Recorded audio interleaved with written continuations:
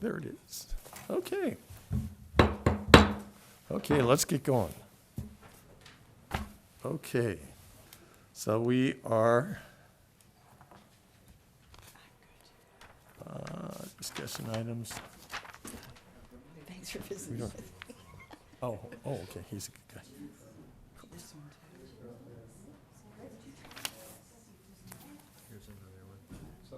Oh, good, that's for him. Perfect. Where are we going to start on this? Where do we start on this to read, the information? I've had so many meetings. So I'm looking at the, this staff report. And I'm sorry, Brian, you're not on the agenda? yeah. it's right The there. top of the agenda. Start with the There's top of the something we agenda. often read before as a part of the agenda, just to let everybody know, so. Sherry, is there something missing from the agenda this time? No, just start from the top of the agenda. Okay. Great, thank you. Okay, Thursday, January 11th, 2024, regular meeting, 6 o'clock PM, Ojai City Hall, City Council Chambers, in person and via teleconference, 401 South Ventura Street, Ojai, California. Regular meeting of the City of Ojai Historic Preservation Commission will be called to order on Thursday, January 11th, 2024 at about 6:02. By the chair as an in-person virtual meeting, with the meeting being broadcast via teleconference. Members of the public wishing to address the Historic Preservation Commission on items appearing on the agenda are requested to complete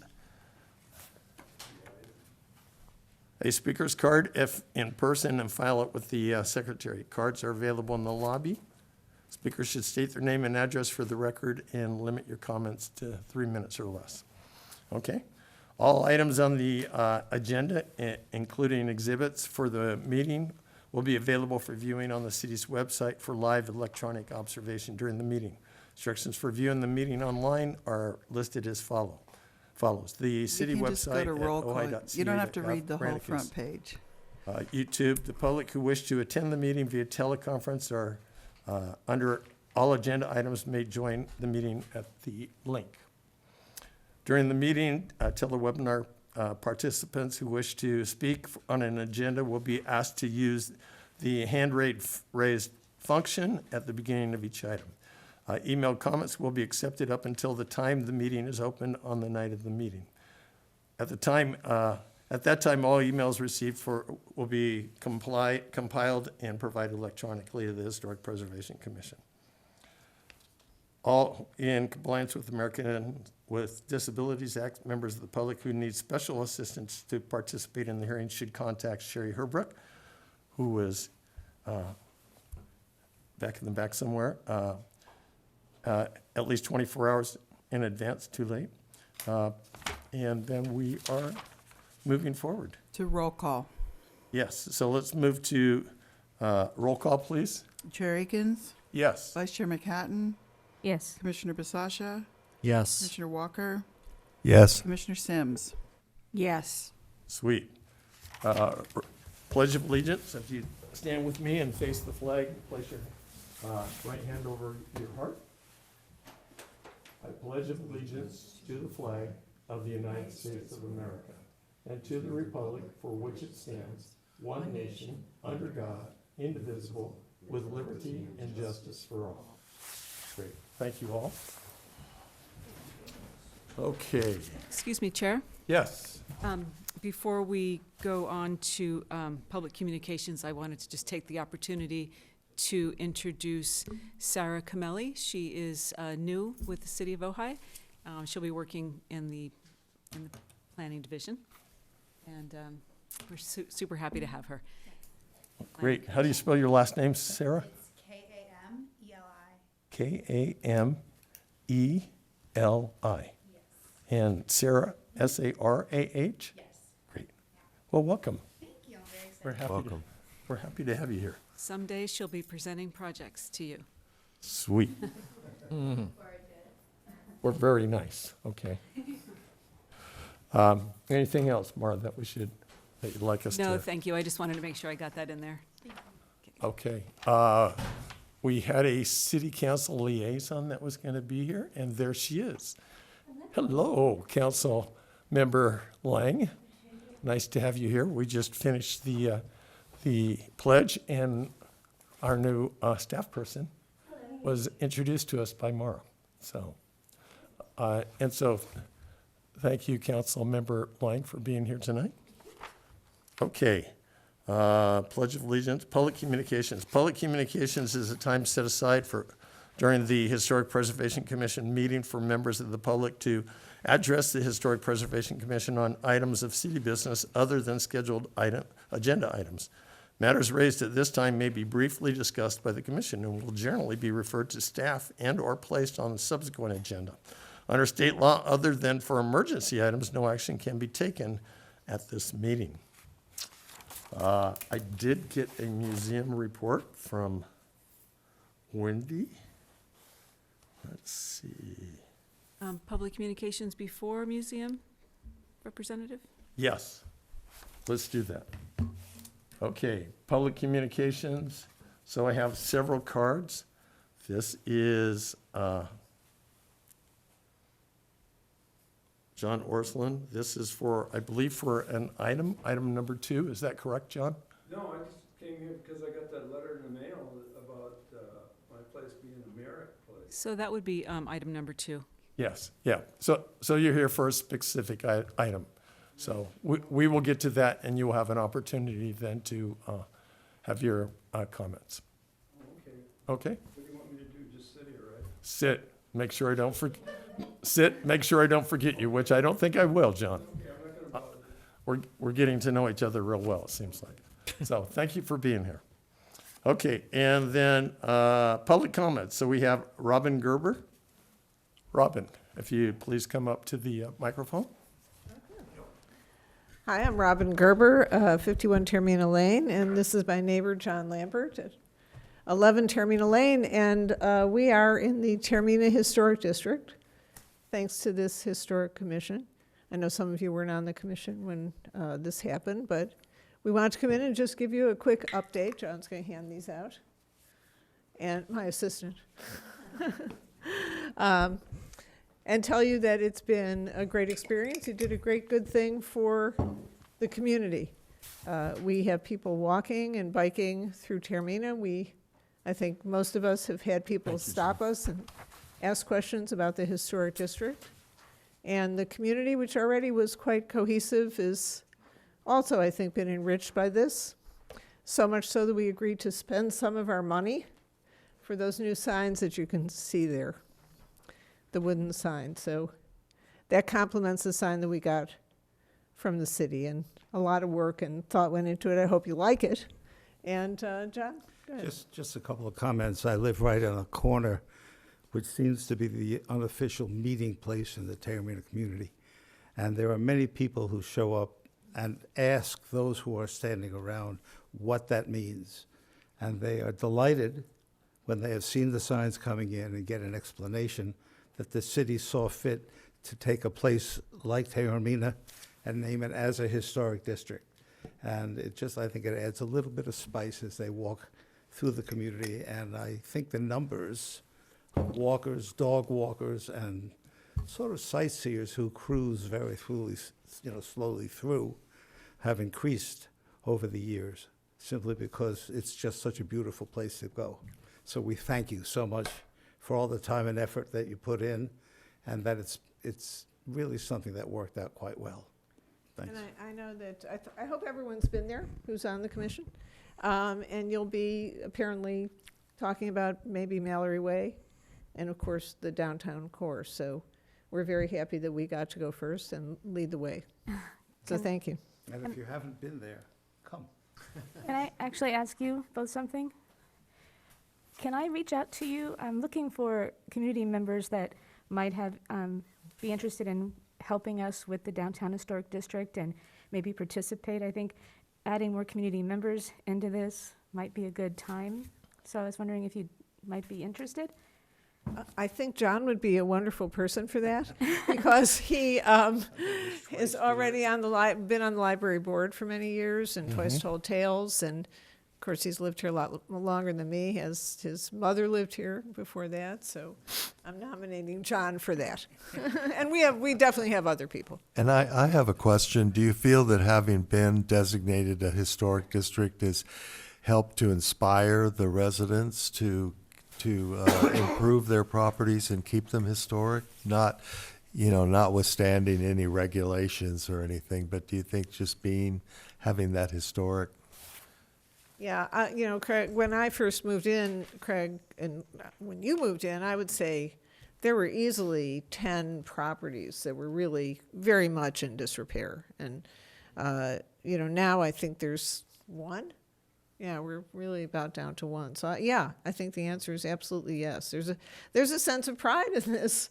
And you would have that because you have strangers coming and saying, wow, this is great, tell me about it. So.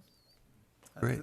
It's also evidenced by the fact that if you ask the realtor in the town of Ojai, they'll tell you that Taormina is a place that people want to go.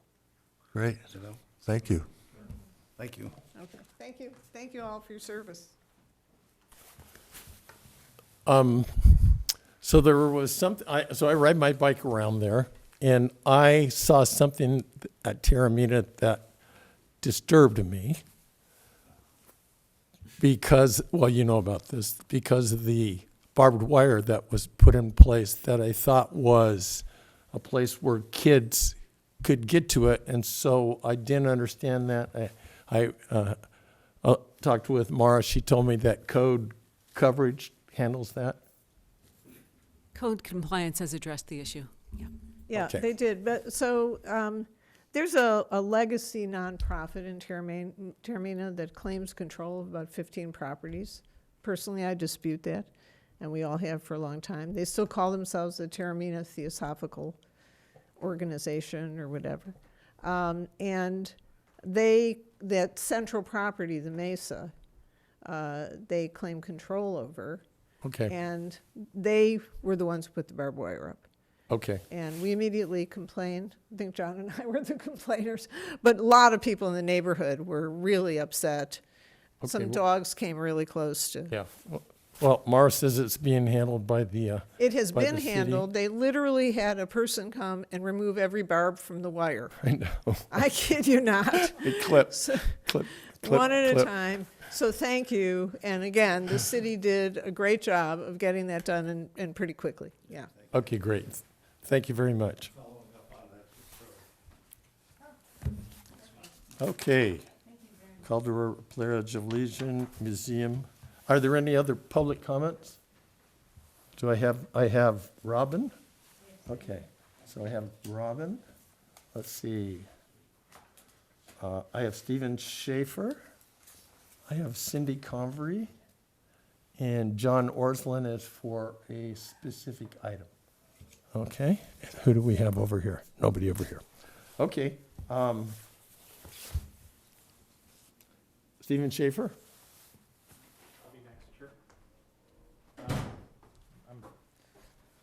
I'm sad they left. My name is Steve Schaefer. I am president of the San Buenaventura Conservancy. I live in Ventura. I just wanted to make a couple brief comments. One of them, actually, even though I haven't been to Taormina, they are a historic district, and now that I have read your ordinance and your Mills Act policies, that historic district is not... No problem. 3 seconds is a really short public comment. Historic districts in the city of Ojai are not eligible for the Mills Act, even though historic districts in many cities in California are eligible for the Mills Act. And the Mills Act was originally written for local flexibility, that you could sort of modify the original act as much as you wanted, but the idea was originally that districts and individual landmarks and buildings on the National Register of Historic Places and districts on the National Register of Historic Places would be eligible for the Mills Act. We have a similar issue in Ventura, and I don't know if Ventura copied your ordinance or if you copied Ventura ordinance, which is possible. There was, but we, the Conservancy has been advocating in Ventura to start to include districts. That way you don't just have public pride as the only factor in getting districts put on the local register, which is fantastic. I congratulate those people. But you also have an incentive, which is an actual, you can say, this neighborhood, you're going to be protecting the neighborhood, you're going to be making it something that's preserved, and like the Henry T. Oxnard district down in Oxnard, every single building there can get a Mills Act, which is pretty fantastic, because their Mills Act includes districts. And the other thing I wanted to mention that I had mentioned to Mr. Walker was that there is a program in California called the California Certified Local Government Program. And it is a way for boards like yourselves, it's called the CLG program, to get grants from the State Office of Historic Preservation for surveys and ordinance updates and things like that, which you might be doing in the future. And Ventura is a CLG, the county of Ventura is a CLG, and it basically makes you eligible, and what you become is a certified board based on the experience of the board and your knowledge, and also you have to be trained and get ongoing training over the course of the year, which is great, and then the state certifies you. You send in an annual report saying these are the landmarks that we've done and these are the things that the surveys we've done, and then you can go out for grants for surveys and other great preservation tools. So that might be something to think about. And there's lots of information on the State Historic Board's website. Thank you. Can I ask a question? Of course. So with the way that Ojai could get Mills Act for its contributing properties in a historic district, would that just be a question of the ordinance being changed instead of saying eligible or landmarks to saying landmarks and contributing buildings? I mean, is it just a local change in the ordinance that the... Yeah, what I would say is the simplest way to do it. Your Mills Act is slightly different than your ordinance, the way they're written. Your ordinance is your ordinance, and then the Mills Act is, I think, a separate piece of the code. That piece of the code actually, right at the moment, says, if I'm not mistaken, landmarks and individual buildings on the National Register of Historic Places. And so you would need to go to the City Council and say, board recommends that we add landmarks and local districts and National Register individual and districts. And then it's relatively simple.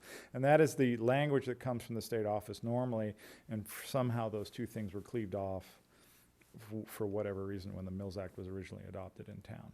I'm not sure why. It could have just been they looked at Ventura's and said, let's just use that. So, yeah. Very interesting. Okay. Cindy Convery. Yes, please. Hi, Cindy Convery, Ojai. I handed some papers to Maura. I think she gave you each one. And it is a copy of the deed restriction for the community area behind Smith Hobson, which you're all familiar with. And Gina, you, Brian, and I were on the commission when we landmarked Smith Hobson. So I brought it because there is a bigger conversation about homeless and some, housing issues in Ojai. There's a conversation happening with City Hall to some level, or City Council, about housing on that property. And I was extremely surprised that you all were not consulted first, because it is a landmark property. You should have been the first stop, before that was even considered. The deed restriction clearly spells out that that's not an option for that property, because the deed restriction is pretty simple. It's just you can add buildings, but they have to be for public use. They can be rented, but they can be rented for public events. It's not for individual use. And having lived in Ojai for 1 million years, I've been through a couple of scenarios where people have tried to put rental properties, I think in 2014, 15, and 16, led the way by former Councilman Paul Blatz. there was a push to get a 3-story, quote-unquote, low-income apartment building back there with like 30 units or something. And to use the land for free, because it was city land. So anyway, that was stopped because of the deed restriction. So I just wanted to bring that piece of paper to you. I have it in PDF if you need it, so that you have it for future reference. If it is truly included in the conversation at City Council, you all need to be the first stop, because, you know, you're the Preservation Commission and it's a landmark property. But according to the deed restriction, it should not be considered for that housing. It would then revert, I think, back to the Smith-Hobson family, and we'd lose the whole thing. So there you go. That's my comment, and it's good to see you all. I feel like sad that it didn't start at 5 o'clock. I don't know how you're feeling about that, but I was thinking that was a good idea. Anyway, that's my comment. Any Great. questions? Yes, a question. So this document is actually 27 pages, correct? Beats full me. doc- Does it say 27 I pages? thought it said 27 when I That's saw the it today. summary of the deed restriction. I think that's it, Brian. That's the only thing I've ever had. Oh, okay, And okay. Pretty sure I got it from Johnny Johnston, but I can't remember because he was the city manager when the Smith-Hobson family signed it. He was in the room when they signed it. Mm-hmm. So I don't know about 27 pages, but I do Okay. know that that is, Yeah, I you just know, didn't and have it time has a to- reference number, so you can probably get it from somewhere, the county. Okay. But, yeah, anyway. Thank you. Yeah, and I think maybe there's a conversation to be had with city council that if anything is landmarked, you should all be addressed. You know, that should start to be an awareness issue. We're working on that. Better communication. Just call them and say, Rachel, hey, Rachel, you know, if landmark stuff comes up, these guys, there, just like that. Okay. Great. Bye. Thank you, Cindy. Okay, so we got Stephen. John's on a specific item. Cindy we got, Robin we got. Thank you again, Cindy. And so I think we are done with public comments. Mara? Yeah, I'm waiting to finish the public comments. I already got my Sherry, hand do we have slapped. any public comments? People online? No. Thank you. Okay, now I can talk. Okay, so I did get an update from Wendy Barker. So she said, HBC third Friday next week, art framer Chris Kierkegaard is doing a town talk on Sunday, January 21st. So there are fabulous works of art that are over at the museum now, fabulous. What's perhaps even more intriguing and interesting, well, not that it doesn't overdo, but intriguing is the frames on those works of art. So they kind of talked about this at another meeting I went to, and it's just, the framer actually has a lot of say in the frame that's done. And guides the artist on how to best present their photo. So it was amazing. Okay, so also Sunday, January 21st, there will be an interview with John Taft. John Taft, I don't know how many people know him, but he's very well known within the valley and also outside the valley for Taft Electric. John Taft we'll be doing again Town Talk on Sunday, January 21st there at the Ojai Valley Museum. Brian, what's the topic of that? What's he gonna? I actually don't know. I've wondered the same thing. I'm like, we have never had John Taft, He's got so much he could talk about. as prominent as he is, do a town talk. I don't know. I'll be there. I hope to be there to record it. Okay, so that was the. What time is that going to be? That, they're usually, I think, 4:30 to 6 o'clock.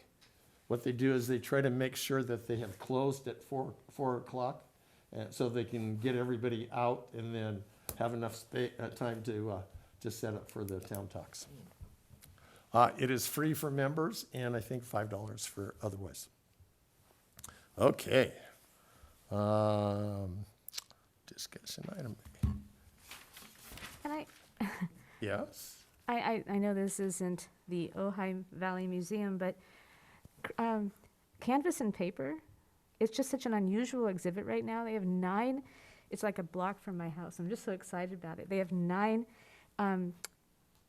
paper drawings and watercolors, and it's Malay, Renoir, Cezanne, Delacroix, Pizarro. I mean, it's kind of crazy. But there's just, if you happen to be in a, it's on Montgomery. It's called Canvas and Paper.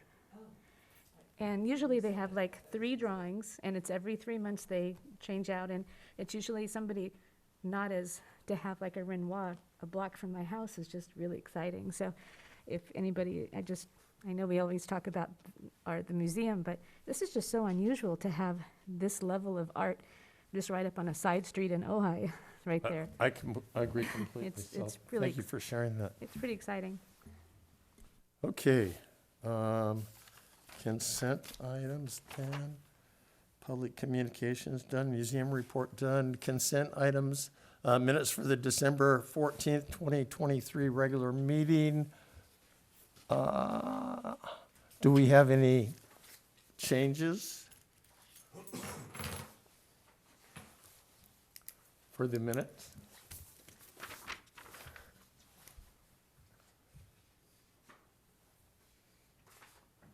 Sherry is really good, so she has already given me the minutes, so if we didn't make any changes, I can sign it now. So any changes? I'll Any- move approval. Okay, second? I'll second. Okay, roll call, please. Akins? Akins? Yes. McHatton? Abstain, I wasn't here. Basasha? Yes. Walker? Yes. Sims? Signature. Yes. Sherry, just so you know, your voice is very quiet. Okay, thanks. It's really hard to hear you, just so you know. Thank you.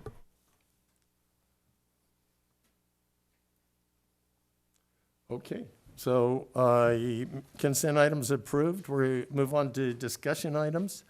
Item number 2 is a continued discussion, structures of merit. So I just want to, it's been a really long week, so I just kind of want to get a simple version, and one that I talked about with Mara and with Lucas the other day. And we were talking about, and we mentioned 2 different things as far as the structures of merit. One is to look at the current items that are listed under structures of merit, look at the information that's available. I think that's the reason we have that, Craig. So we have that fabulous information that's available.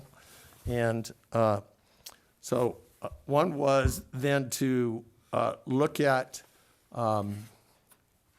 updating, improving the current structures of merit to a more current list of what we want to do for the structures of merit. Okay? So that was item number 1. Is that correct? When you say item number 1, so we're in item number 2, and I think you're talking about the different recommendations. items. So Right, you're talking about the recommendations. Do you want me to open it up? Yes, please. Okay. Sorry. No, It's been a very long week. Yeah. Seriously. it's not over yet. So, thank you, Chair Akins. So this is item number 2, and it's related to a continued discussion of structures of merit. And I want to open it up for the commission, but also the public. And we do have a gentleman here who's been at all the meetings, and I want to just make sure that you're aware that no decision is being made this evening, and you have definitely been heard about not wanting to be on the structures of merit list. This body makes a recommendation to the council with a list. And at this time, there is not a list yet going to the council. We have to send out a public notice to everyone that's a proposed structure of merit. And so that's why you keep getting the letter in the mail. And it's wonderful that you're here, but if you ever want to give me a call, my name is on that on that letter if you want to find out what it is that we're going to be discussing. So, you don't have to come if you don't want to. I just wanted you to know that you have that option to give me a call. And when a decision is going to be made, about something, then, anyway, I just don't want you to be burdened. So I just wanted to address you. Thank you. Brian? Okay, so I need to, I'm you- sorry, I'm sorry. So I need to present this to the commission, to the council or commission, but it's just very important for me. I want people to know that no decision is being made tonight. No decision is even able to be made tonight. And so anything that anyone says, it's information that's coming to us and we're going to keep it in our files, but no decision is being made and you have definitely been heard. And and I can't allow you to speak right now. Okay, and thank you, and please don't hesitate to call me. So again, we're continuing the discussion regarding structures of merit, and at the December 14th meeting, the last HPC meeting, the HPC voted to continue the discussion to tonight. And what we have done, and in working together, staff and the chair prior to the meeting, is we've provided you with a copy of Phase 3 of a screening survey that was prepared by San Buenaventura Research Associates back in 2011. It's in your packet, and there's also a summary table. I think there's a lot of numbers in there that probably don't make a whole lot of sense, but there should be also some meat to it. What staff is recommending, and this is what was discussed and worked through with the chair prior to the meeting, is that the HPC review this Phase 3 and then consider updating the structures of merit based on this survey that was prepared in 2011.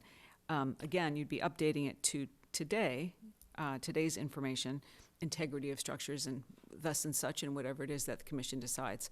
And then, again, I know I'm repeating myself, but then update your structures of merit based on that.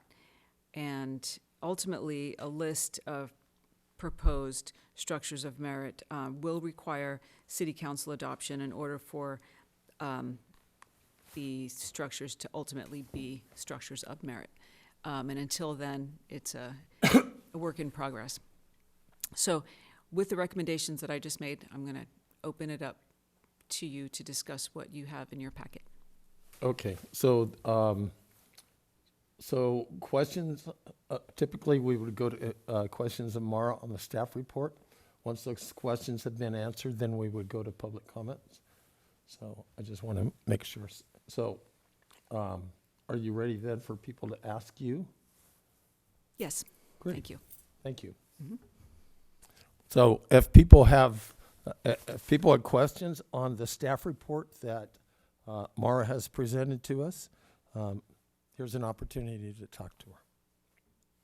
And if you have questions, if you don't understand anything, this is an opportunity to talk to Mara and get clarification.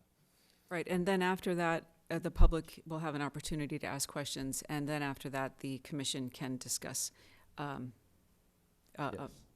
in a public forum what this item is. Yes. Okay. Anyone have questions for Mara? Craig? One of the things that Gina had brought up was an opportunity for us to look at the language of the structures of merit in the code and to maybe revisit that and see if there was ways that we could alter that to be more palatable and more understandable by the general public. So I'm just wondering if that is in what the staff considers part of this discussion, because I believe that was one of the things that instigated a further look at the sites of merit. Right, so a discussion regarding revisions to the current code did not make it onto this agenda. So that can be put on the agenda if decided by the commission at a later date, a future agenda item. Okay, and we were going to form a working group to kind of look at options such as, the language and also updating Got it. the list. And so I'm hoping I think we were told by the city attorney last time that we could have formed that committee last meeting, but we wanted to wait for Gina to be here. So is that part of what we're going to do, is to form that committee? So that also did not make it onto the agenda with staff working with the chair, and so that can be put on an agenda for a future item. Well, I guess my question is, it's in the minutes that we said to Right, but put it it didn't on. get put on the agenda. I'll answer that, Craig. It didn't get put on. Okay, So Yeah, staff, believe me. so I will. staff and the chair worked together to put the agenda together, and that did not make it onto this agenda, and the commission can decide if they wish to put that on a future agenda. okay, thank you. Yeah, and I wasn't here last month. My son was in the emergency room and I couldn't make it. But I was sitting bedside. As you can see, I'm always in a mask, so being in an emergency room is not my comfort zone. So I just want to apologize. When I wanted to at least speak on this, and I wrote something quickly and I sent it to Brian, and I didn't realize it was going to get passed out. So my apologies on the typos. I looked back at it and I was very embarrassed of how terribly it was written, but it was under duress. So I just did want to say that, yes, I do want to work on code to make it more palatable, and maybe to take the politics out of it. If we used a screening survey and there was just a list of numbers and forms that this is what you do, this is how you follow it, and taking the guesswork out of it. And it ends up being just a handful of properties when you can, and I just think that anything that we can make less political and easier on property owners and easier to understand and very clear, it's always going to be better. So I'm hoping that we can keep working toward that.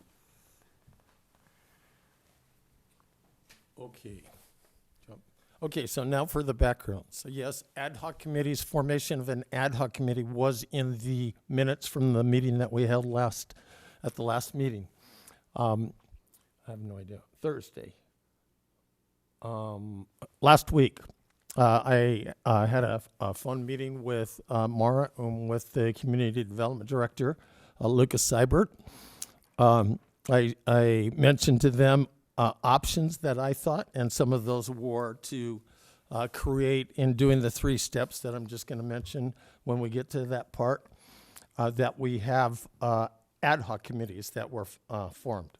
I've been talking about ad hoc committees for every council meeting for 2023.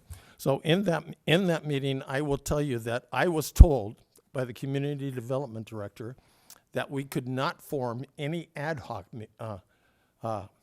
groups without prior city council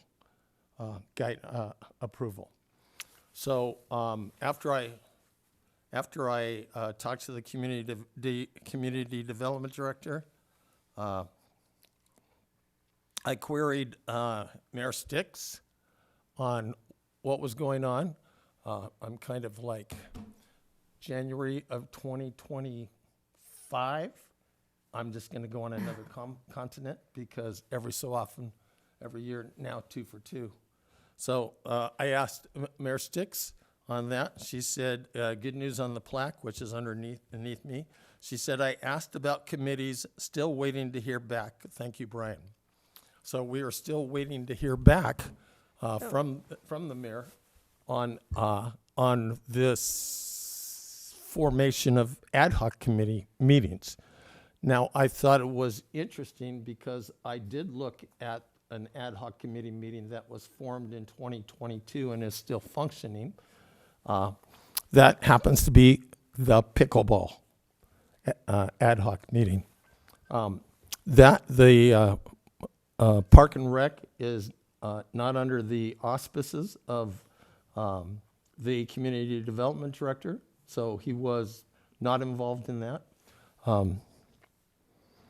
And so I tried. So, Brian, Yes. is it in code or policy that a commission So- cannot form an ad hoc? Because I don't remember having to go when we did our ad hoc for our the district, that we had to go to council. And I can't imagine council, with their docket being so enormous as it is, wanting to be bothered with a commission wanting to form an ad hoc. So I am trying to stick to the facts and the discussion that took place there. I'm not going to ask Maura to verify that. I don't want her in the middle. But again, I was told that we could not form an ad hoc committee meeting without prior approval by the city council. So is there policy? Again, I brought up. Is there policy? There is no code that mentions that. And there is no written policy that mentions that. That was confirmed to me in the discussion I had. Huh. I also checked with Steve Quillisi, who I comment with frequently on that, and he didn't understand that. So we're just the mayor is working on that right now, and we will turn it over to her. Brian? Yes. Because I could see if the council wanting to be aware of our work plan and what we were working on, but we already took the structures of merit to the council in our joint meeting and Yes. got them to, they voted unanimously for us to pursue updating and working on that. So it would seem hard for me to believe that they would not want us to form subcommittees to explore options and gather information. Again, this is what I was told. The subcommittees I was talking about was having, because again, we only have 5. We're trying to get, as of December 28th, the code, the revised code that came about December 28th, that marks 1 month in which that code is in place. So currently, the code is in place, and we can go to 7 commission members. Right. So we are authorized to do that. Like what Craig said, we got unanimous approval to move forward on the structures of merit. Being that we only meet once a month and we have other things to discuss, the only way that we could do what the council approved us to do would be to have a subcommittee, because it takes time to do that. So it takes research. You can't just, and because of Brown Act, we can't talk about it as a group outside of this meeting. So the only option that we have would be to have an ad hoc or a committee or something, a subcommittee. And it seems like we do have that approval from our joint council meeting. I will wait for the mayor. Okay. Okay? So that is why we haven't moved forward on ad hocs. We knew this question would come up. I'm trying to treat it a bit gently. And so, but again, when I was talking about, we have 5 commission members, so 2 that would be on one committee, 2 that would be on another committee, and then the 5th person on another committee by themselves. So fairly small, but we'll see what happens between now and the next month. Okay? We good to move on forward on that ad hoc answer? Okay. Okay. I do have one more thing to say. So we have this now, and we also have the presentation that Craig Walker gave us. Can, if it comes up again, which obviously it's going to continue to come up, can it say refer to packet of this so you don't have to keep doing this every time? Definitely. What's in your packet is for your reference, and staff suggestion is that you hold on to it from here forward, because, we're not going to be able to put a 96-page document in your packet every time. Okay, thank you. I think there's something, there's something else in your packet that we'll talk about later that also is for your reference and that you should hold on to. Yes. Yes, very important. We'll talk about that in just a minute. Yes. Okay, so that's staff report. Questions for staff, and now we will go to, are we ready to go to public comment? If there are no more questions? Make sure Mr. Orsland gets his time. Okay, public comment Are time? we ready to move to public comments? Okay, so Mr. Orsland? If you wish to speak to the commission, thank you. This again is on item number 2, which is the structures of merit. Anyway, John Arslan, and I want to say I really have a lot of respect for you people. to put all this time into it and volunteer and stuff like that. Thank you very much. And the second thing I just want to say to you is, when you're talking about structures of merit in my place and stuff like that, it's 5 acres. And so you're putting the whole 5 acres in some kind of thing or something like that. I don't understand. I mean, if I say I wanted to be, I'm not going to right now, but say I wanted to build a utility shed or a big place or something like that on there, what kind of problems am I going to have with this being a historical structure of merit? Anyway, that's just something that was always on my mind. And I'm going to leave now because you guys, whatever. Thank you very much. Thank you for your explanation. And I'll see you again. Okay.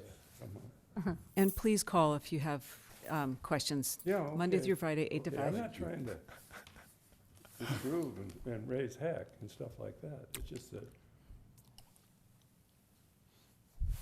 real estate people call, my wife was a broker. I have a real estate license, I did have, but the value of the place with all these restrictions, some restrictions, the restrictions that are on that thing down there, you know, you have to do things and restrictions. Well, when you have restrictions on Please the speak value into of the property- microphone. What am I doing wrong? Oh, just speak into the microphone. Oh, okay. Okay, well, thank you very much, everybody, and I appreciate it, and I'll see you next time. Great. Okay, thank you. Thanks, John. Thank you, John, for being here. Okay, thank you. Okay, Remember, that's on 5 acres. 5 acres. Yes. Okay, so item number 2, we also have a speaker, Stephen Schaefer.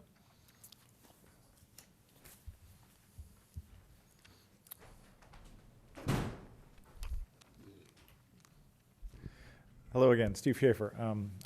As I said before, I'm from Ventura, so since I'm going to drive up here, you're going to get to see me more than once. I think there's some good points to Gina's comment about making things more clear, and also, you know, nervousness in the community about this, based on, you know, what do the restrictions mean and things like that. I will just tell you that, you know, from my experience with the Ventura County Cultural Heritage Board, there were things like fences and re-roofing that were part of staff's work. So not everything that was on a landmark would come to the board and require that time. We actually, the Ventura County Cultural Heritage Board created a list of things that were exemptions that were sort of the typical things, outbuildings or putting in a pool that, you know, wasn't, you know, part of the historic area. So if you had 5 acres and you wanted to put something in a different part of the property, on agricultural properties, maybe, you know, a container or a storage building and things like that. And it was something that the board came and put together and tasked staff with being able to deal with over the counter and not having to ask. And the understanding was that if staff was worried about something being historic or it was a judgment call, they could call, you know, the chair or call a couple of people. We have districts, you know, all over the county. Call the person in that district and say, well, what do you feel about this? Do you think this is something that's just a re-roof or something like that? And so it's not suddenly a high-level scrutiny on everything. And I think that would make, you know, maybe thinking about that, or maybe even calling the county and saying, hey, could we get a copy of your list so that we have an idea of the things that might be exempted if you want to exempt those things, or not exempt them, but pass them off to staff so that staff can treat them much more simply and they don't create a burden, and that would make people more comfortable. The Conservancy, again, is very supportive of what you're doing here and the idea of the structures of merit and the idea of really adopting this survey that's been on the books since 2011. These are some pretty important things. I have just a question, since I did not delve deep into the, well, I'll be off before 3 minutes, don't worry about it. I did not delve deep into the staff report links, but that 96-page document, I would imagine, is linked on somewhere on the staff report online for the public. Yes, it is. Okay, all right, thank you very much. Can I just respond that we do have minor work permits and major work permits, and so for landmarks or historic districts, if it's not something that affects a character-defining feature, then the staff is able to handle that. Just Yeah, that letter didn't necessarily spell that out. So you got to remember, the public saw that letter and went, "Oh my gosh!" right, You know, there's a whole lot of nuance. right. Thank you. Okay. Any questions for public comments? Okay, then we will move to discussion by the commissioners. So let me just tell you a bit about what, where I was leaning, and I talked with Mara and with Lucas about this. And I think last meeting when we actually stipulated that we were going to have kind of 3 different steps. And so, and there's kind of 2 of them in here. So to me, the first step, it was to look at the structures of merit and to update that. So we would look at anything that's available to us. We would look at updating that. We would look at eliminating some items that, you know, just aren't there. And my thinking was that we would have an ad hoc group that would be responsible for that part, okay? And that would be 2 people on our commission. And we certainly have people that are capable of doing that, 2 commissioners that are capable of updating the structures of merit and to a more current level. The second one was once we have an updated structures of merit list, then for us to determine from that list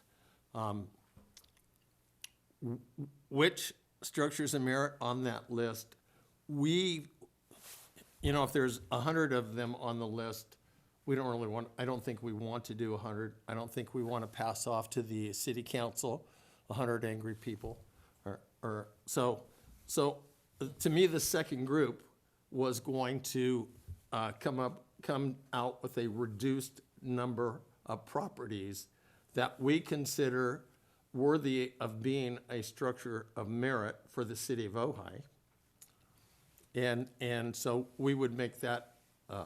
My third part was, and again, I look at what we've done over the years. We've been talking about structures of merit for 13, 14 years. How many structures of merit do we have after 13, 14 years? We have none. And so what I was thinking was that, and Mr. Orsland made the same query, it was to take that list, send it out to the list which we've pared down to the things that we think are important and are worthy of being structures of merit. We would, as a part of this list, we would qualify those items. You know, we would make sure people understand that there are very few restrictions actually that go with the structures of merit. When you add more benefits, you end up with more restrictions. So then the third thing for me was to then send out this list to the parcel owners and say, you asked for a say in what is you might consider a structure of merit, and we're asking you to please let us know what you think you would be agreeable to having a structure of merit in the city of Ojai. So what that does is this turns it over to the individuals. We talked about Mr. Orsland. We talked about Terramina. Terramina, they asked the questions, well, what are you talking about on Terramina? You know, are you talking about this building, this building, this building, this building? So we say to them, you tell us what we're talking about. You tell us what you consider to be historical. And Crotona. Yeah, I'm sorry, for Crotona. Okay. And we let them be part of the buy-in. And then when we have that, those 3 steps done, then we take it to the city council because we now have buy-in of the property owners. And I know it's, even when we were doing the downtown, the Ojai Civic, sorry, I can never remember the name. As we were doing that, we were like, okay, do we let them have a say? Do we not let them have a say? Currently, the property owners in the downtown historic district actually have a say on whether they're a part of the downtown historic district. However, if you say no, but 50% plus 1 says yes, then you're now gonna be brought up over into that. And that's the law, that's what the law says, okay? That's not us, that's what the law said. So I'm trying to, so what it says in the code, and we talked about this, the code says that the Historic Preservation Commission may recommend to the city council structures of merit.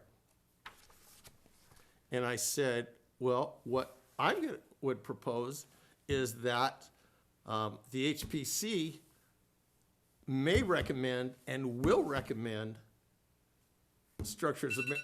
Oh, sorry. Will recommend structures of merit to the city of Ojai. And I think in taking that path, that we will get more structures of merit than we currently have gotten in all these years. I have an addition to that path. So I'm just throwing that out, so. So I think that's really good. I mean, that's, having property owner buy-in is really important. But I think that if we were to be able to form this ad hoc at some point, and we were to take this 2011 document that was done by San Buenaventura Research, and we were to update it with the current information that we have by doing a drive-by and understanding the property. Once we get it down to however many properties that is, like whatever, 100 properties, I would like to know the cost to have San Buenaventura Research agree with us on those findings. If it got down to just a certain amount, not having them do the entire report again, but to just look at it, because once again, trying to take anything that is, oh, the HPC is doing this to us. And it's like, if we take this document that has been already done, now we updated it, and then we take these properties that we believe to be still significant, they agree, and then we have that document that goes to the property owners. I just think that if we have that one little extra step that says it's not just the 5 of us or the ad hoc and then approved by the 5 of us, but it's also this organization that's respected in their field of putting these together, that maybe it'll just, I just want to take out anything that makes it emotional, because there's no reason that any of this needs to be emotional. And then, assuming that we can have a document that we all agree on, then we have something like this that's in this thing. And it's just, that's what Lucas or Maura would look at. It's like, okay, if you're here, you just follow this little map, and you just, it takes the emotion out of it. It takes, what should I do? Or somebody making a judgment call on something that might be a property that actually is a resource. Well, if we all agreed that this is just factual here, this might be something, this is something, this isn't something, gets down to this, and then you have this little, well, if it's a 1, you do this, if it's a 2, you do this, and then I think that it takes us out of a lot of the conversation.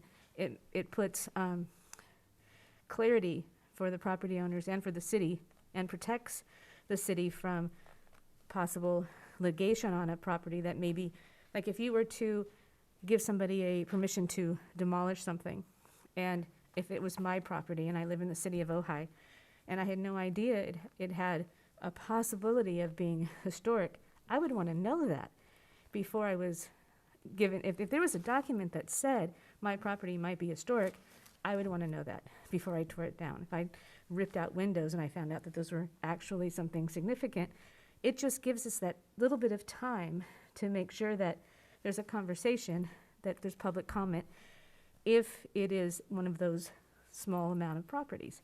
It takes the politics out of it. It just makes it, this is a document, this is what happens. End of story. So that's what I would like to see.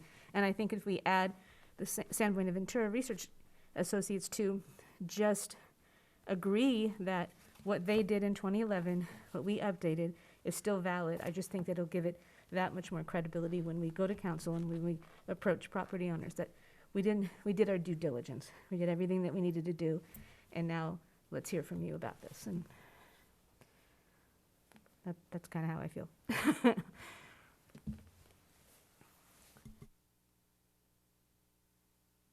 Craig, questions? Well, I think we're talking about two things here, right? We're talking about the survey, and then we're talking about some priority sites that Yes. we as a commission have picked out and said, because we represent the community, we're saying, okay, we have these 200 properties or 300 that the survey done by an independent historic expert has culled out based on their knowledge and their expertise as those that are potential historic sites. And so then we looked at those, we as a group representing the community say, well, these are the ones that we feel, and based also on public hearings where people come and can gather their input, these are the ones that we think deserve special recognition. And not only that, but we want to designate those so that they have a little extra protection because these are important to the community. So I'm a little hesitant about the idea of just leaving that up somehow to the property owners, because I feel that one of the things that came out of this meeting that the council had, where they talked about the cottages among the flowers and the Mallory Way properties, is there were several speakers that got up and said, could you have saved the cottages among the flowers if you had landmarked it, or if you had designated it? Could you have saved those properties? And the attorney that the city hired, I thought what she had to say was very apropos to what we're talking about here. So I hope you don't mind if I read what she said in response to that. Greg, is this just recently in planning? This was on the 18th of December. Great, thank you. And so the question was from the audience whether landmarking the cottages among the flowers or designating it as historic would have protected them from the state's new housing laws. And that's why I sent that article about what local governments can do to help protect their historic properties from these new laws that just require you to go along with the developers and build whatever they want to build. Because I think we all would just be horrified if someone bought the Arts Center and put a 6-story housing development there, which under the new housing laws they could literally do unless they have been in a valid way designated as historic, then they can't. Okay, so part of the motivation here is to protect our community and our historic buildings. Anyway, she said, these things should have been done before the application was filed.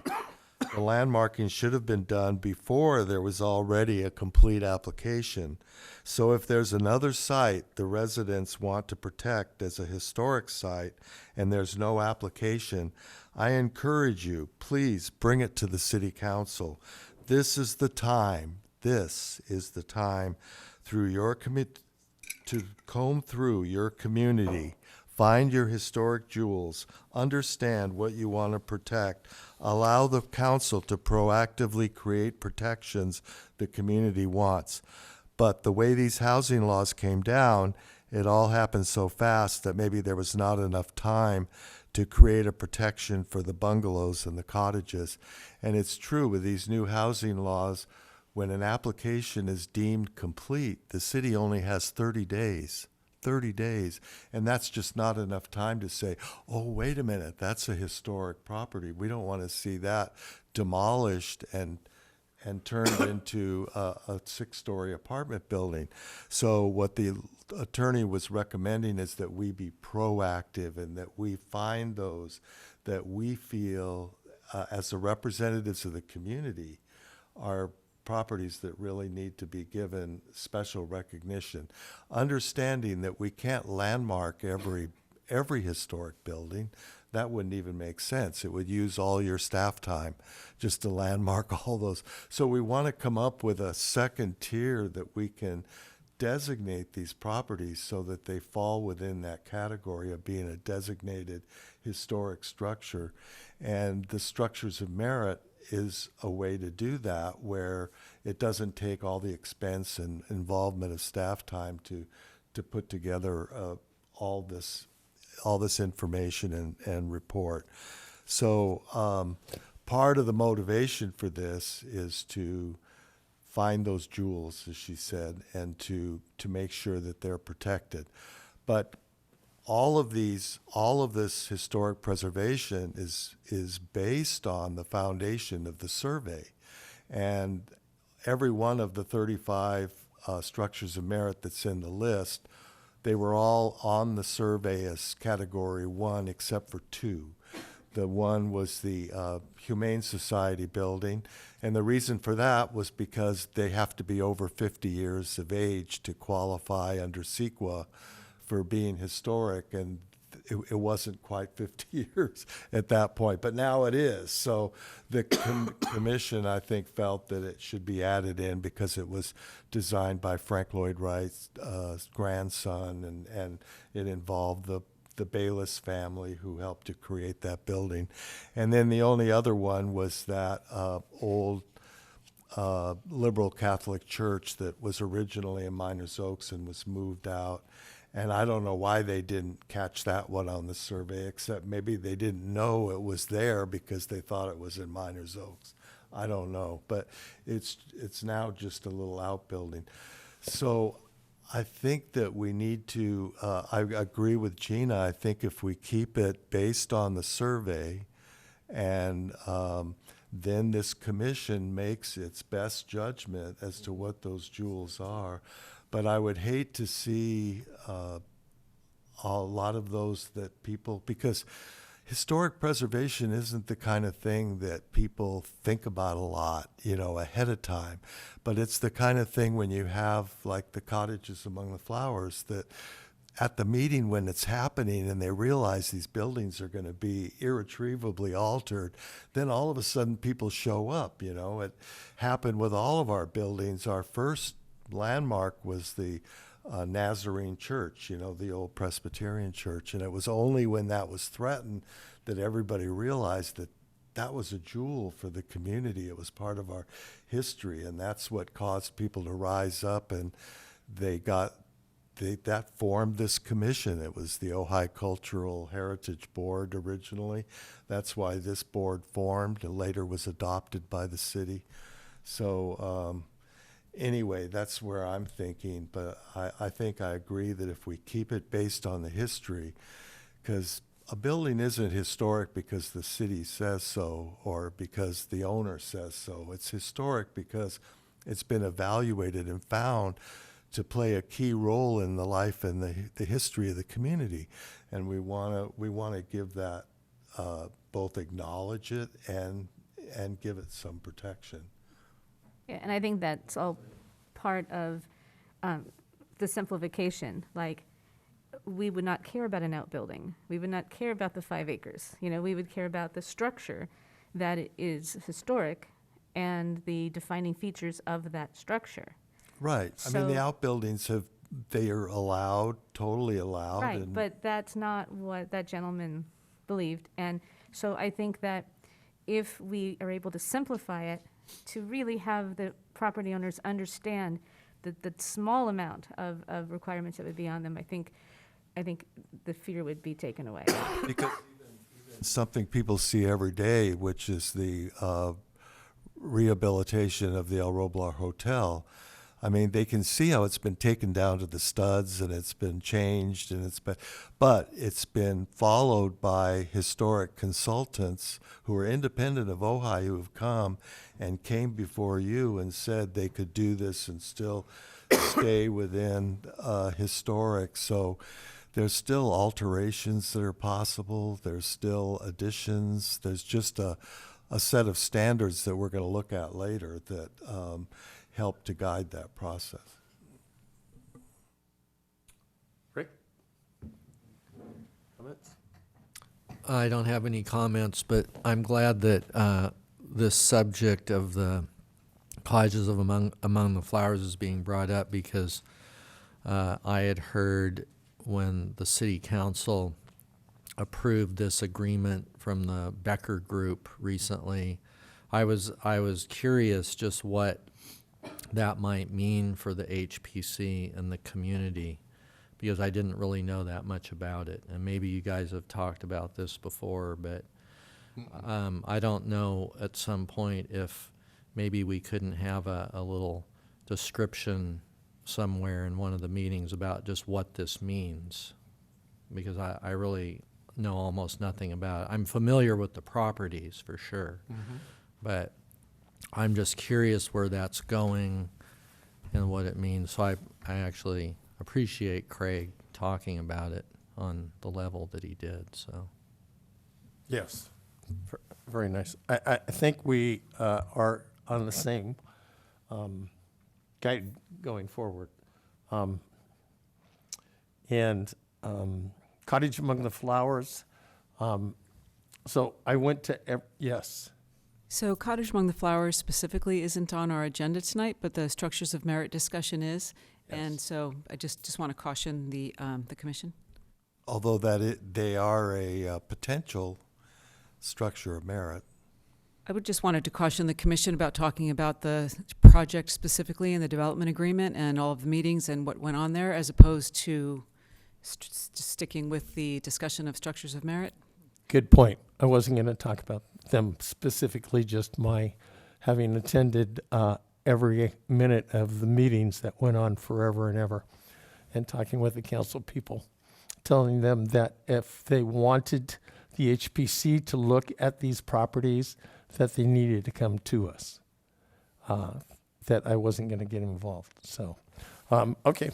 And I only brought it up because it's in the public's mind, and it was something that I thought this comment by the lawyer in response to the question was apropos to what we're talking about. I think all of the discussion has been appropriate. I just wanted to caution it from going further, but thank you.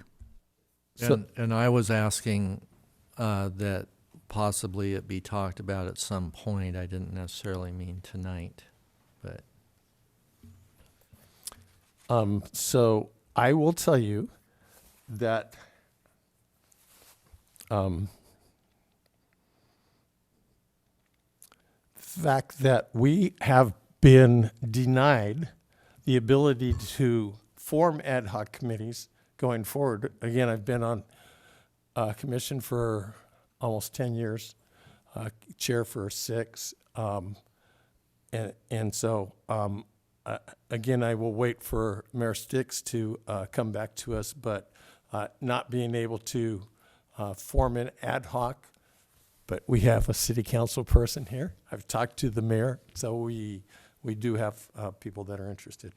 And could I add something? Of course. Just the whole thing is also kind of rooted in CEQA, because the designation as a historic register or historic building has an impact on whether that building is reviewed for CEQA as well.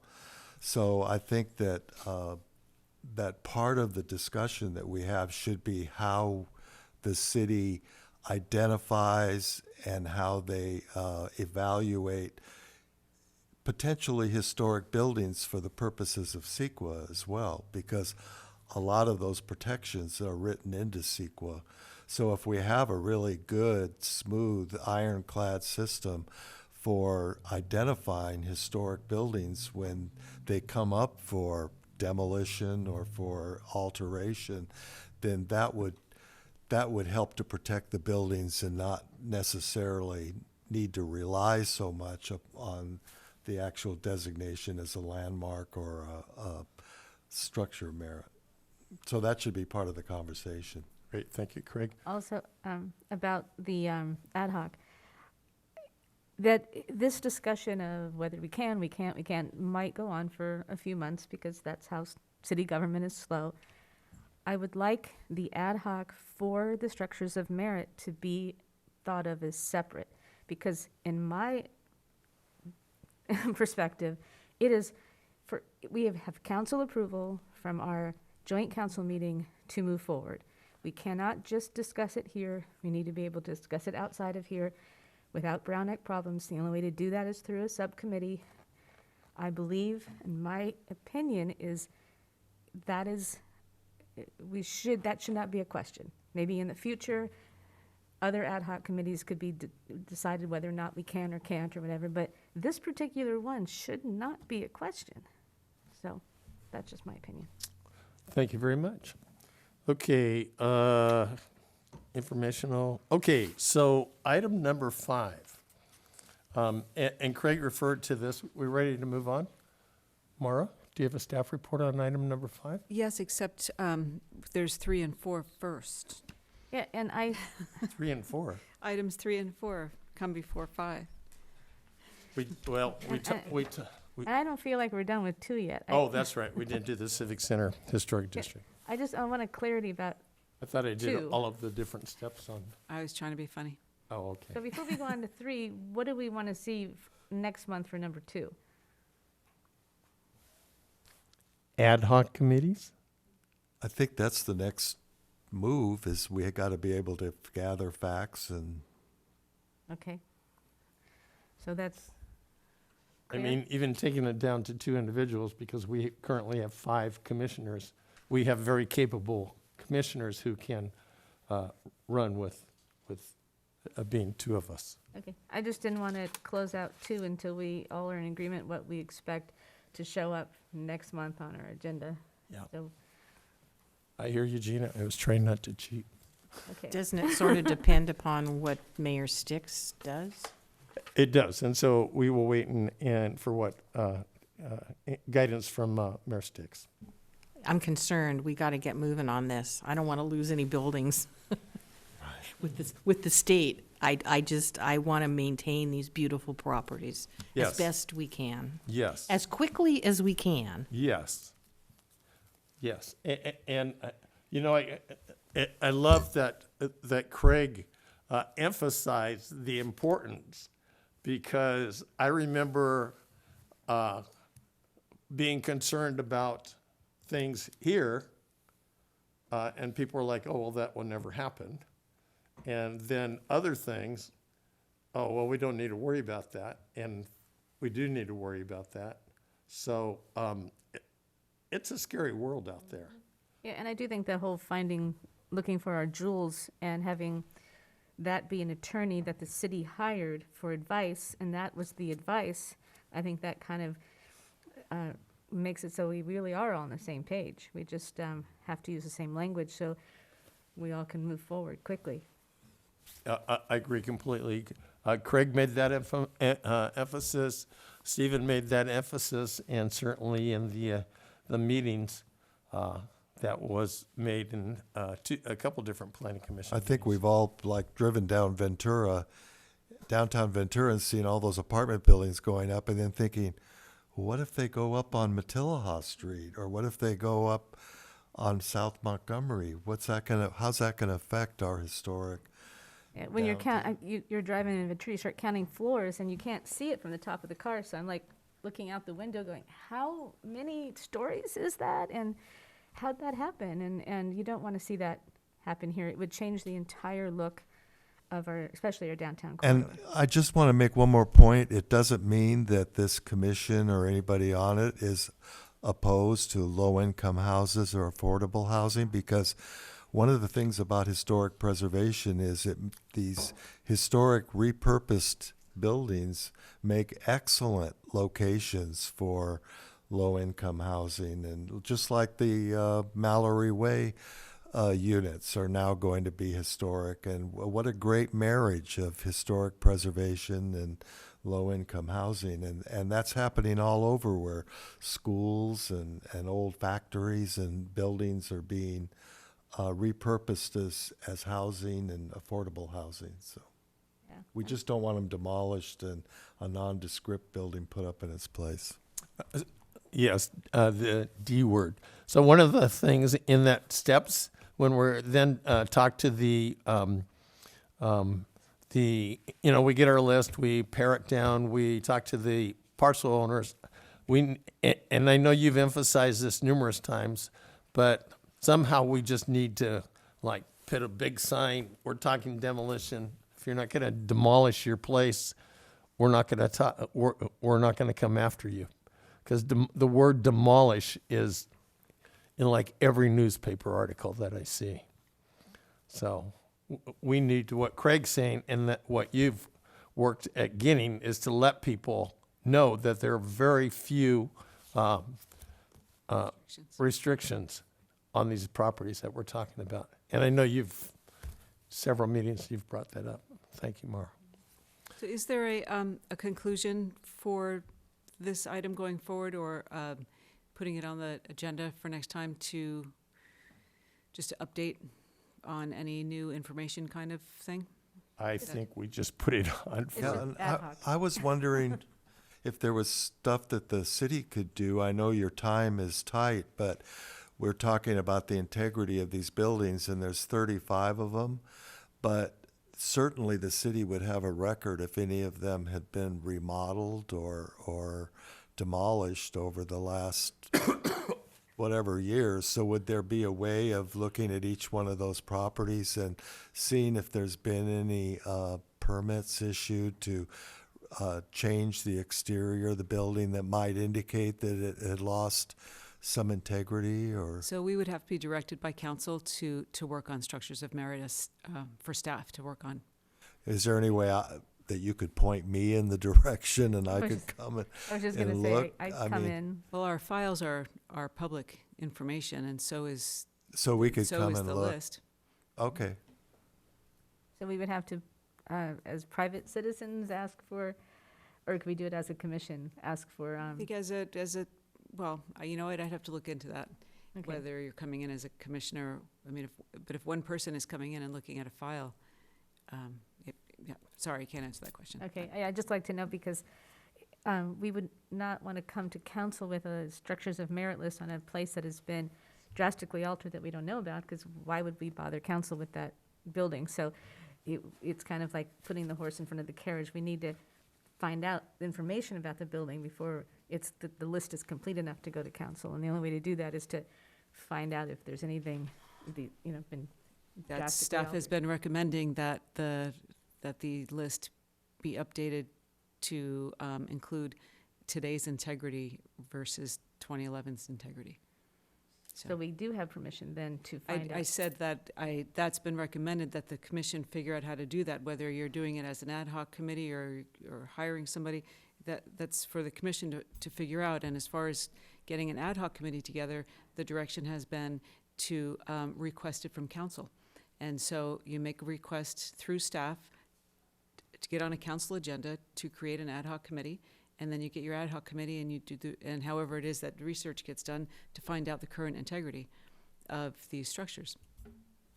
I mean, I don't mean to make it sound so simple, but there are straightforward steps. Mm-hmm. Not, then once you get into the nitty gritty. Okay. Okay. All right. Are thank we you. ready to move on to item number 3? Yes. Yes. Of course. A piece of news that has just come in? Around committees and forming committees. Uh-huh. Go ahead. I guess I don't know what your piece of news is going to be. It's really important that that as staff, I repeat something that the chair already said, which is that the community development director said that although it is not written in his policy in the community development department, that ad hoc committees are not formed without council approval. And so, period. Okay, thanks.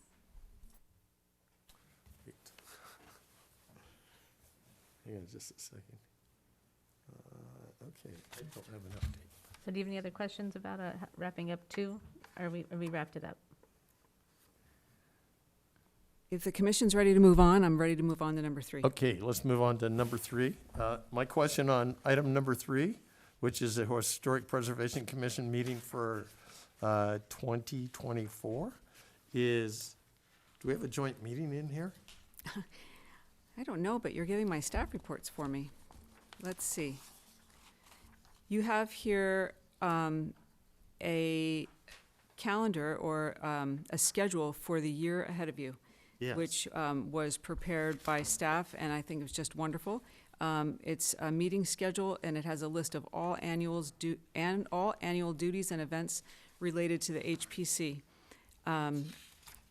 And this is something that would be good to save as far as opposed to tossing it after the meeting. These things that should be on these respective agendas. Are these all the second Thursday of the month? Or is there some that were shifted for a holiday or? You know what, I have not checked these dates, however, they should be on second Thursdays of the month. If they're not, then Second Thursdays. then I'll adjust the dates. Okay. But it should have been reviewed before, yes, there should not be any special meetings on this list. Okay, so sometimes if there's a holiday or something on that date, it gets moved, but Like Valentine's Day. Valentine's Day is on a Thursday this year, and we are not closed. Or no, wait, did I say Thursday? It's I'll on tell a my wife. It's on a Wednesday. So let's just say, for instance, it's a planning commission night. We will be having, but it's not. It's actually, it's not on planning commission, because planning commission is the 7th.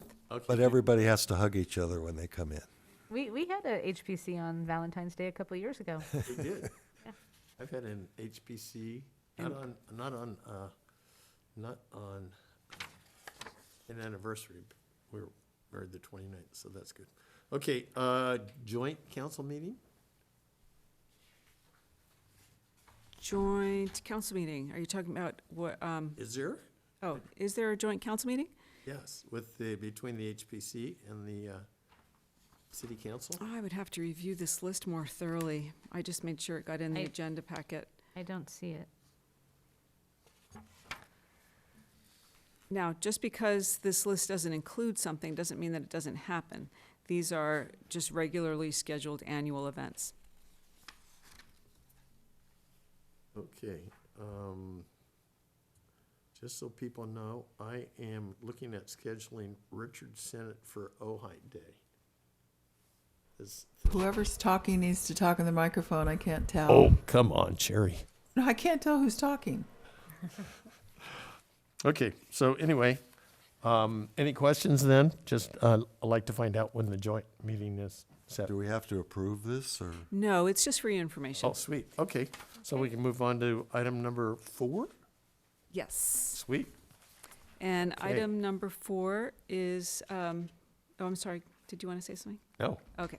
Item number 4 is an update for time for the the ad hoc committee to make give an update for the Ojai Civic Center Historic District. And the last meeting of December 14th, Vice Chair McHatton was not in attendance, and Speaker Stephen Schaefer commented on this item. And that is the last update. So if you have an update for this evening, I'll turn it over to the commission. We are working to finalize some revisions to our map, and our plan is to have this in time for our next packet and for our next meeting. And if we run into snags, I'll let you know, but that is the current plan. And if possible, if there's going to be a letter that goes out to the property owners, can you run it by the chair before it goes out, just to make sure that it's not too scary? The letter that goes out is the same letter that's always gone out. So if the commission wants to revise the letter, does the commission want to revise the letter that's been going out? Yes. Brian, you're shaking your head also, so you want to, okay, Yes, so, please. all right. So we've had 3 people Commissioner McHatton, Chair Akins, and Commissioner Sims say that they'd like the letter to be reviewed, revised. Yes. Sherry, do we need to take a vote on this? No. Okay, thanks. Okay, anything else, Gina? Vice Chair? I'd just like to On item say number that 4? Yeah. this is the sesquicentennial of the town of Ojai, the 150th year. So it'd be nice to get this done on this anniversary. Amen, amen, amen. Okay, okay, so now we are moving to item number 5. Do you have a staff report on item number 5? You'll see in your packet that there is a brief staff report, very, very brief, followed by Interior Standards, Secretary of Interior Standards, who's asked at the last meeting that these be included in the packet, and it's something that would be good for the commissioners to keep, to reference, that will not be put in your packet at every meeting. The standards include 4 different kind of sections: preservation, rehabilitation, restoration, and reconstruction. And the ones that we seem to work with most, I believe, are restoration. However, they're all Rehabilitation. Thank you, rehabilitation. However, they're all equally as important, and they're to be referred to when we are working with historic properties. So this is for your information. Review it, file it, keep it. Yeah, no, I think it's really important that we have that. My question was, because, and this came up in a council meeting a couple of years ago, and Craig will know. Has the city of Ojai adopted the Secretary of the Interior standards? They do state in the Historic Preservation Code that that the commission and the city will endeavor to work with the standards as adapted by the city. That was added, but the city hasn't adapted them, and it makes sense. I mean, the standards are used around the country. They're flexible. You know, I think you'll notice that they're not real specific, but they do give guidelines, and that they are flexible even depending on what kind of historic building that you have. I mean, some of your buildings are historic because they're architecturally significant. So the ones that don't want you replacing materials are probably more important for those than they are for one that this was the birthplace of Edward Libby, or I mean, some other kind of historical reference. But they are used a lot. Sometimes Lucas will give an CEQA exemption to a property based on the fact that it's follows the Secretary of the Interior standards. The Mills Act requires that any changes follow the Secretary of the Interior standards, the State Historic Building Code. So there's a lot of other state laws and other laws that are pretty definite that everything has to follow. And it just makes sense because if you are in litigation, if you're following these standards and requiring them, you're going to have a much better time because these are the generally accepted standards for historic.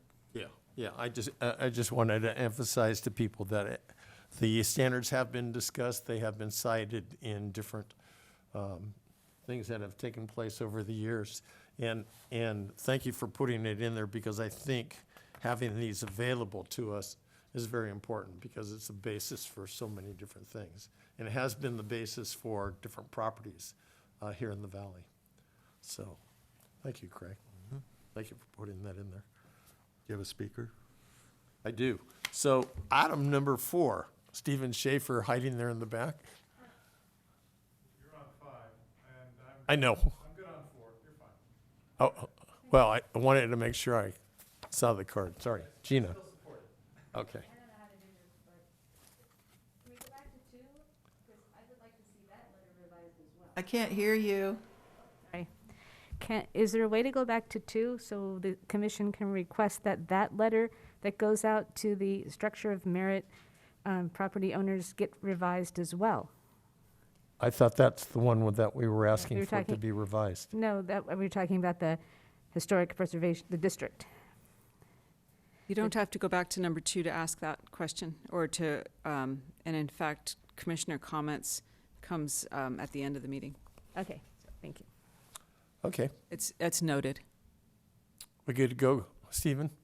Sweet, okay.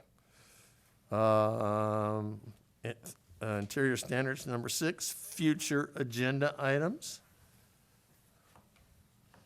Future agenda items, do we have anything listed?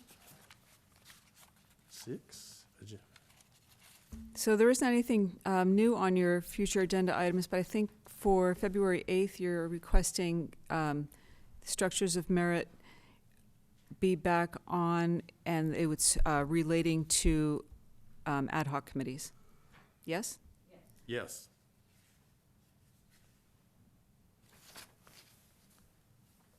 What is discuss training opportunities? Oh, wait, where is that? I thought that was what That- you were sharing.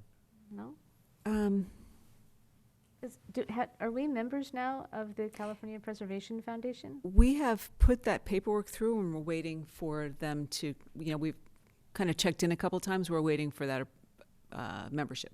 Okay. But yes, we have signed up the city as members.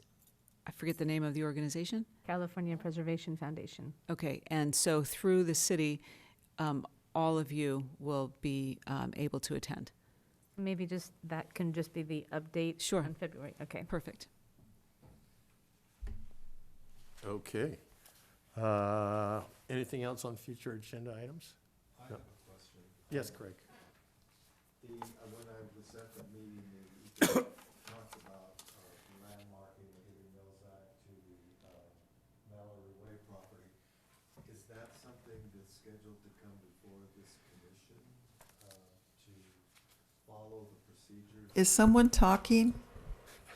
Craig. Do you have your- Commissioner Walker was talking. To answer your question, we don't have it on. We haven't had anything submitted or on our agenda for Okay. Mallory Way to come before HBC. It's to be determined? True. Exactly. It hasn't been put before us, before staff to put on this agenda. Okay. I had the very same question. And then the other one was, there's been a lot of talk about it was brought up today by Cindy Convery about the possibility of housing being more permanent housing on the property here, as well as possibly some revisions in the pickleball courts. And I just want to make sure that those are brought, as she suggested, back before the commission so that we can weigh in on them. So if 2 members of the commission request that an item be put on the agenda, and then you take a vote, then we put it on, or maybe it's just 2 members. Well, it would Then we only can- be then we if can they put it are on- actually going to happen. I Well, mean, then we can put it on the agenda. Otherwise, I don't have a project submitted to bring before you. So if you okay, request so we'll something, wait until. Or like, Maybe it should go on our agenda just so we can have a record of an agenda item that discusses this grant deed. I just don't want to waste anyone's time if council is discussing something that is not possible, that we could end up actually losing this land, having it revert back to the family. Everyone should know this document exists, and maybe if we talk about it even briefly at our next meeting, at least it will go into a record that we are on it. So maybe we should have that as an, Well, also, did the city adopt a master plan for this property yet, or is that, I know they were working on it, and generally master plans are something that, I don't have information on that for you, okay. Commissioner. so I would like to see just a discussion on the grant deed next meeting, if that's possible. yeah, I think, I'd like to see that as an item, just so that we are aware of it. So if somebody came to us and said, so what's the deed say can be done in this property, we could actually answer it. Yeah. So, Because I remember when I was on the commission before, the city did a master plan of the cemetery, and they brought that to us for comment and discussion, and because that's a landmark. mm-hmm. Okay. So did we get 2 people there? Let's hear the 2 people, please. We have hands for Sherry. We've got. Oh, hands for Commissioner Sherry Bryan? McHatton and Akins requesting that we discuss the grant deed for the Smith Hobson property on the next agenda. Noted. Sweet. There we go. Okay. Okay, Commissioner comments? I have some comments. are we, well, planning report is first. Ah. So, Mara, do you have a planning report? I do not have any additional information or items to discuss this evening. So if you want to move on to the, we had a long agenda. If you'd like to move on to commissioner comments, that would be appropriate. Okay, let's go to commissioner comments. Okay, I have 4. The first one is something that I asked Maura to send out to the commissioners. It was just a Facebook post that I saw from the Santa Barbara Trust for Historic Preservation. I don't know if you all got it. It's they did this thing with the students in the area, and they worked with an architectural firm, Architectural Foundation of Santa Barbara, and the Historic Preservation Trust. And they had youth attendees, and they were guided by architects to capture the Presidio's unique architecture. They had staff members there, they had participations, they did sketches, and each student looked at a different area of the building and the property, and then they ended up creating a calendar of the work, and then they ended up selling it as a means of raising money. And once again, I just think that every year when we go with our jail, and we're always so surprised on how interested that teenagers, people, all the kids come in and they just want to talk. They don't want to just take their selfie and go, or they really want to learn. They want to know who was there, what was the longest time, what was the years it was in service. And I think that if we include them, maybe either through the Arts Commission and us, or just us, and we do something that creates a project where they are learning about our landmarks, or they're learning about the information of Ojai and how it began with Libby. And I just think that they would be fascinated. I think we could come up with a product, maybe use some of our education money to do some sort of prizes for different age levels. But I just think that that would be really fun to do. And I think the future of preservation is getting the young people to know why Ojai is so incredible and so special. And I think that is the way to do it. And I just saw that, and I just wanted to just bring it to your attention, just so we maybe could keep talking about education and working with the kids. That's my first thing. Second thing is, I do want to note, so revision of both letters, the Structures of Merit and the Historic Preservation District. That's number 2. Number 3 is, this morning Craig and I attended, I don't know if anybody else did, but we, Wasn't able to. yeah, we attended, you did? I tried. Oh, okay. You didn't get on it? Okay. You can watch it after the fact, too. The only difference is you just can't live comment. But it was through the National Trust for Historic Preservation. I think I might not have the word exactly right. But it was it was that. And it was $15, so you'll be getting our 3 people who paid $15 to do it. Yes, and we can reimburse you for that. Yes. If you send me an email and provide like a receipt or something. And they discussed local destination and how to do a downtown, or how to do a district. And it was really interesting. And I think that a lot of these opportunities that come up, I think it's really good that we are continuing our education. I know that Stephen said something about certifying us to be able to do grants. I know that this also offered at the end, you got like 1.5 units of something to attend it. So I think that might qualify for continuing education if we decide to go down the road of wanting to make us official so we can be a option of grant. So I just think it was really informative. It was really good. I think my favorite part though was just seeing the chat, to see commissioners from all around the country, all of us working for our cities and our towns to create districts, local districts. And it was really inspiring. And the last thing is, you were talking about, Craig, how landmarks or historic properties are just prime for housing and for other things to do with adaptive reuse. And I just wanted to put it out there again that now that the Ojai Unified are moving to the Matilaha property, and that building, that landmark is going to be available, just to remind everyone that we are here to help.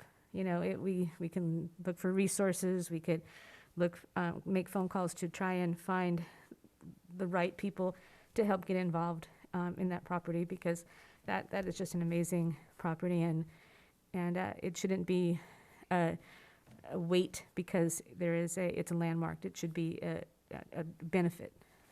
So I just want to keep in mind, if Ojai Unified, if Dr. Knox or anyone wants to work with any of us or want to include us in that 2-2 or whatever it was, or 1-1, we're happy to be a part of that. Excellent, thank you, Gina. The 2-2 that was set up was going to be two people on the council and 2 people on the Ojai Unified School District Right, Board. but if they want to throw one of us, we're happy to do it too. Oh, yeah. I haven't been to the last 2 meetings, but yeah, they're moving along. Okay, commissioner comments? Lorianne? Well, I joined this NAPC. I paid my $35, which I was happy to do. And in looking at the website, there's a lot of interesting reading material that goes back for the last 2 years. I'm sure you've looked at all of that. Fascinating stuff that cities are dealing with and how they're dealing with it. So I thank you for sharing this. And maybe others would like to belong. I mean, Well, that might be something that is part of our education budget too, that we Yeah. could be reimbursed for. yeah. Sweet. Rick? I was just thinking recently, and this may not be an original thought, so forgive me if it isn't. But on the subject of ad hoc committees, I know that people who aren't on the HPC can be on ad hoc committees. So it seems like it would be important to, at various times, to try to enlist people from the community. For example, tonight, Mr. Lambert was here. I can't speak for him, but as an example, he could be a prime member of an ad hoc committee, and he might be interested in that.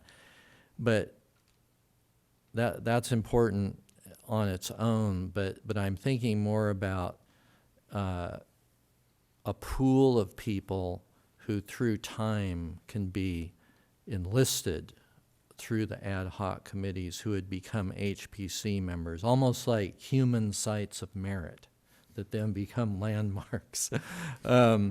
Because I know that, I mean, especially now that we're moving to 7 people, this is going to be more and more of a challenge through time. So I don't know if this is an original thought, but always looking for sources of more people would seem to be really a relevant thing. Thank you. Great, thank you, Rick. Craig, did you talk on commissioner comments? Well, I would just like to reiterate the sense of urgency that we have. In the past, it's always been, well, if we don't designate it this year, we can designate it 10 years from now because it's a historic building. It's going to still be here.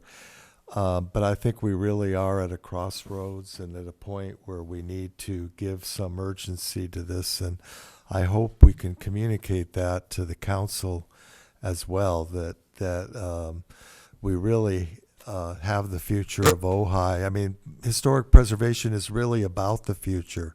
It's about what we want our town to be for the people that come after us.